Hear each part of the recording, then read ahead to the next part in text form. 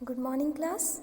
आज हम लोग पढ़ेंगे हॉरोविट्ज़ एंड ऑर्गेल कॉन्सेप्ट। इस संकल्पना के अनुसार आदि सागर के प्रथम जीव नग्न जीन यानी नेकेड जीन्स के में बने।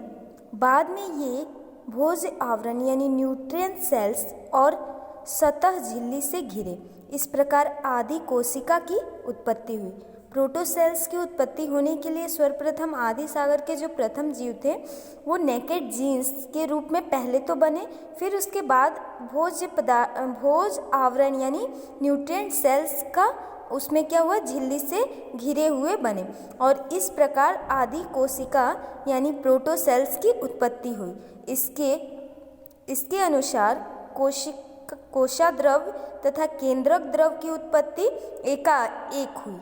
ठीक है, इस कॉन्सेप्ट में ये बताया जा रहा है कि जो न्यूट्रिएंट्स हैं यहाँ पे देखो, ये फ्री एग्रीगेट्स ऑफ न्यूक्लियोप्रोटीन जो है दिख रहा है यहाँ पे, न्यूक्लियोप्रोटीन, उनके ऊपर क्या हुआ, न्यूट्रिएंट सेल्स का फॉर्मेशन हुआ।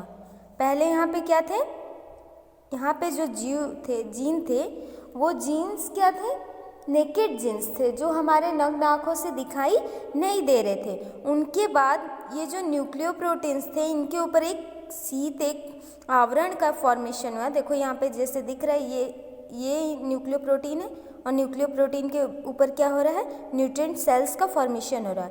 और ये न्यूट्रिएंट सेल्स यहाँ पे देखो एक प्रोटोसेल्स का, हर एक से एक प्रोटोसेल्स का फॉर्मेशन हो जा रहा है।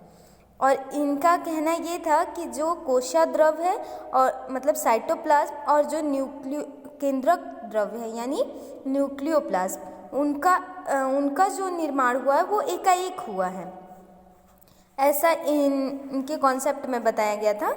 देखो ये फिगर के ये जो न्यूक्लियोप्रोटीन है, फिर उसके बाद न्यूक्लियोप्रोटीन के ऊपर न्यूट्रिएंट सेल्स राउंडेड हो जा रहे हैं, मतलब घिर जा रहे हैं और फिर वही एक सेल से एक नए प्रोटोसेल्स का फॉर्मेशन हो रहा है।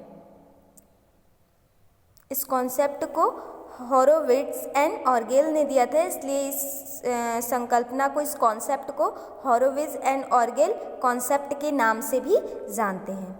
ठीक है, इसमें बस सिंपल सा यही है कि जो हमारा न्यूक्लियोप्रोटीन्स था उस न्यूक्लियोप्रोटीन्स पे न्यूट्रिएंट सेल्स का फॉर्मेशन हुआ और न्यूट्रिएंट सेल्स जो थे वो हर एक सेल से एक नए प्रोटोसेल्स का फॉर्मेशन हुआ। और प्रोटोसेल्स के बाद इनके कहने का, इनके कॉन्सेप्ट में एक ही वो था कि जो न्यूक्लियोप्लाज्म है और साइटोप्लाज्म उनकी उत्पत्ति एकाएक हुई है।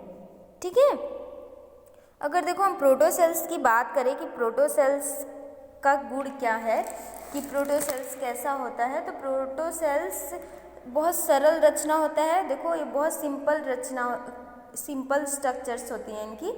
इनमें जो केंद्रक, अंतर्द्रव्यजली यानी endoplasmic reticulum, Golgi bodies, lysosome, mitochondria, chloroplast क्या होते हैं, अनुपस्थित होते हैं।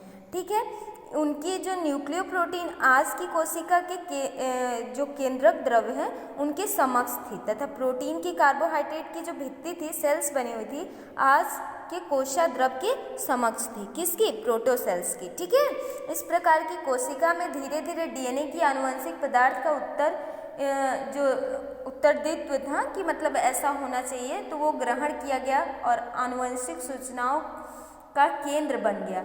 इस दौरान आरएनए और डीएनए निर्देशानुसार प्रोटीन संश्लेषण में एक माध्यम के रूप में कार्य करने लगे। ठीक है, इस आदि कोशिका यानी प्रोटोसेल्स हैं, इनमें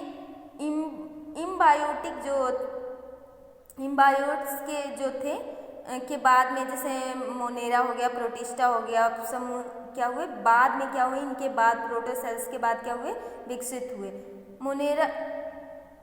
मोनेरा में था कि ये जो यूकैरियोटिक सेल्स हैं उनका विकास हुआ था।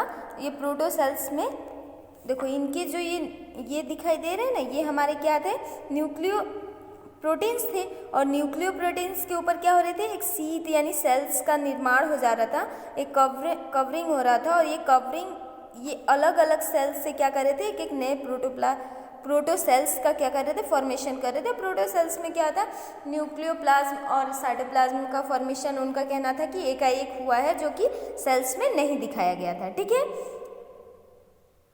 यही था Horowitz and Orgel concept. Thank you class.